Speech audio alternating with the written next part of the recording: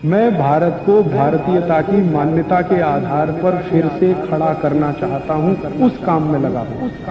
जो कुछ मैंने आपको समझाया वही बात आप अपने पड़ोसी को समझाइए, और रोज अगर किसी एक व्यक्ति को आप ये बात समझाएंगे तो एक साल में हर व्यक्ति 365 परिवारों तक ये संदेश पहुंचाएगा, और वो 365 परिवारों में कौन जाने दूसरा राजीव दीक्षित पैदा हो और इस देश के हजारों घरों तक वो मैसेज जाए। घर घर में, गांव गांव, गली गली में ये संदेश पहुंचाने की जरूरत है, और ये संदेश पहुंचाने का काम आपको करना है। के हाथ में होने वाला तो है ये, आप लग गए तो इस काम का यश आपको मिल जाएगा, नहीं तो कोई और लेने वाला है इसका यश। और आप अगर नहीं लगेंगे, जिंदगी भर अफसोस होगा आपको। आपके बच्चे आपसे सवाल पूछेंगे कि भारत स्वाभिमान का इतना बड़ा अभियान चल रहा था तो आप क्या कर रहे थे। उनके सामने आप शर्मिंदा ना हो, इसलिए मैंने न्योता दिया है कि आप भी आ जाओ इसमें। काम तो होने ही वाला है, आप लग जाओगे, थोड़ा जल्दी होगा। आप आएंगे कैसे इस अभियान में? सबसे पहली जो एंट्री होती है वो मेंबर बन के होती है। आप हमारे मेंबर हो जाओ, पहला प्रवेश आपका इसमें हो जाए। मेंबर होने के लिए एक फॉर्म बनाया हुआ है, वो आप ले लो। हमारे भारत स्वाभिमान के ये पदाधिकारी आपको फॉर्म दे देंगे। बाहर जाएंगे तो स्टॉल पे भी फॉर्म है, वो आप भर दो। फॉर्म जमा करते समय 51 रुपए दान दे देना इस अभियान के लिए, वो भी आपसे ही चाहिए। गांव में रहने वाले किसानों से 11 रुपए लेते हैं हम, शहर में रहने वालों से 51 रुपए। अगर ज्यादा क्षमता है तो कितना भी आप दे सकते हो, वो आपके ऊपर है। तो आप जो दान दोगे उसी से हमें लड़ाई लड़नी है। हमने संकल्प लिया है कि किसी भी बेईमान आदमी से करोड़ों रुपए नहीं लेंगे। अगर किसी से हम 10 करोड़ ले लें, उससे अच्छा है कि हम 1 करोड़ लोगों से 10-10 रुपए ले लें। क्योंकि जो एक आदमी 10 करोड़ देगा वो अपनी धुन बजवाएगा, और उसकी धुन पे हम नाचेंगे तो हम भी बर्बाद हो जाएंगे। जो धन देता है वो अपनी धुन बजवाता है। हमें ऐसे लोगों की धुन नहीं बजानी। 10 करोड़ 20 करोड़ लेना ही नहीं, हमें तो 10 करोड़ लोगों से 10-10 रुपए लेने, 20 करोड़ लोगों से 2-2, 5-5 रुपए लेने। इसलिए पूरे देश में हम लोग निकले हुए हैं, थोड़ा थोड़ा फंड इकट्ठा करके कोष बनाना, और एक एक व्यक्ति को अभियान में जोड़कर उसका मेंबर बनाना। 5 करोड़ मेंबर हमें चाहिए इस लड़ाई को जीतने के लिए, क्योंकि सारे भ्रष्ट नेताओं की कुल संख्या 4 करोड़ है। Congress, BJP, Janata Dal, CPM, CPI, Samajwadi party, Bahujan Samaj party, Telugu Desam, सब मिलाकर 4 करोड़ है। हमें 5 करोड़ चाहिए, उनसे बड़ी रेखा हमें खींचनी है। तो ये सारे नेता हमारे सामने सरेंडर करेंगे, और इनका सरेंडर करा के इनके ही मुंह से कबूलवाना है कि मैं इतना रुपया देश के लिए करता हूं न्योछावर, मैंने लूटा, अब ये मैं देश को दे रहा हूं। वो दिन इस देश में लाना है, और नहीं करेंगे तो इन सबको बिजली के तारों से उल्टा लटकाना, नीचे आग जलानी है और मिर्ची का पाउडर उसमें झोंकना है, फिर करेंगे ये। या तो ईमानदारी से कहेंगे मैंने लूटा है, ये देश का पैसा है, मेरे से गलती हुई, तो देश उनको माफ करेगा। नहीं करेंगे तो कानून अपना काम करेगा। दुनिया के 56 देशों में कानून है, भ्रष्टाचार की सजा मृत्यु दंड। हमारे यहां भी बनेगा वही कानून।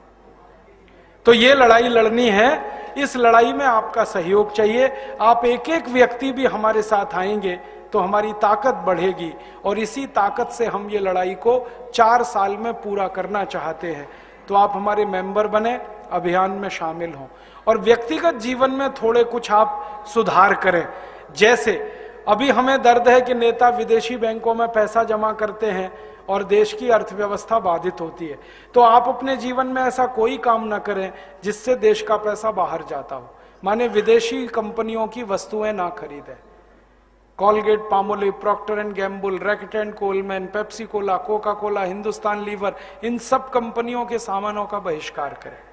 आप बोलेंगे पता कैसे चलेगा कौन सा सामान विदेशी कंपनियों का है? उसके लिए एक पुस्तक बनाई है, जीवन दर्शन, बाहर रखी है, आप ले जाइए, उसमें पूरी लिस्ट है क्या सामान विदेशी क्या स्वदेशी। हमेशा स्वदेशी खरीदें।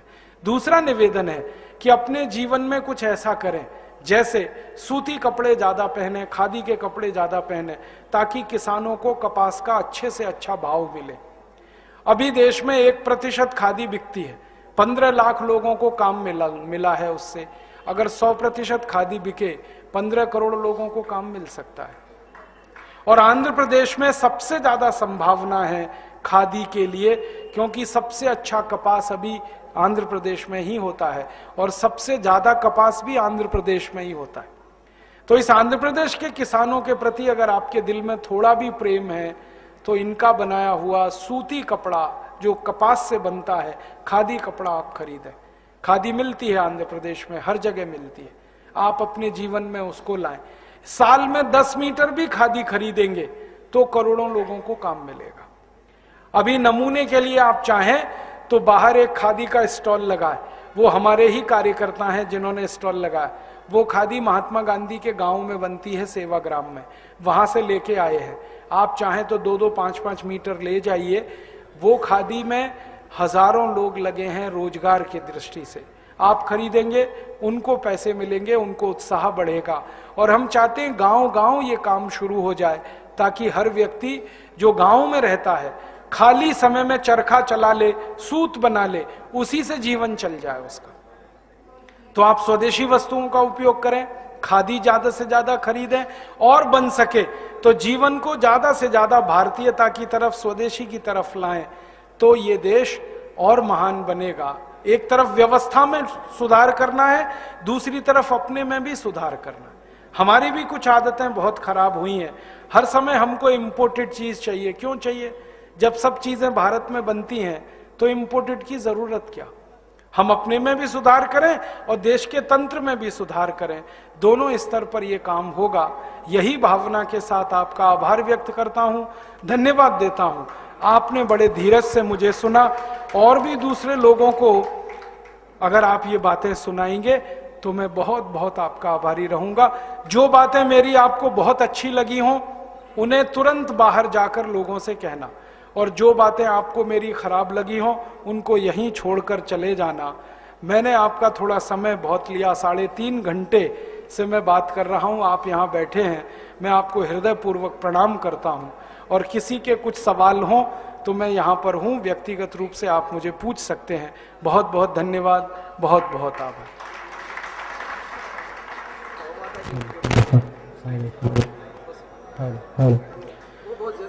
गौ माता के लिए अगर कुछ कर सकते हैं भारत में इस समय, कत्ल खाने बंद कराने का एक ही तरीका है, अंग्रेजों के जमाने का कानून बदल दो।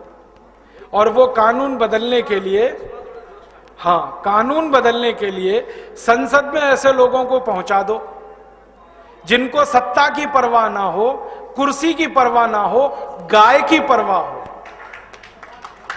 क्योंकि झगड़ा आता है सत्ता और कुर्सी और गाय का। एक बार सत्ता आई ऐसे लोगों के हाथों में जो कानून बना सकते थे, लेकिन उन्होंने कुर्सी बचाने के लिए गाय को कटने दिया। तो ऐसे लोगों को पहुंचा दो संसद में, कानून बदल जाएगा, 2 मिनट का काम है। केंद्र स्तर पर कानून बन जाए गाय के कत्ल को रोकने का, तो सारे कत्ल खाने बंद करना आसान है। और सिर्फ गाय का ही कत्ल नहीं, सभी जानवरों के कत्ल को रोकने का कानून केंद्र स्तर पे बन सकता है, क्योंकि हर जानवर हमारे लिए उपयोगी है।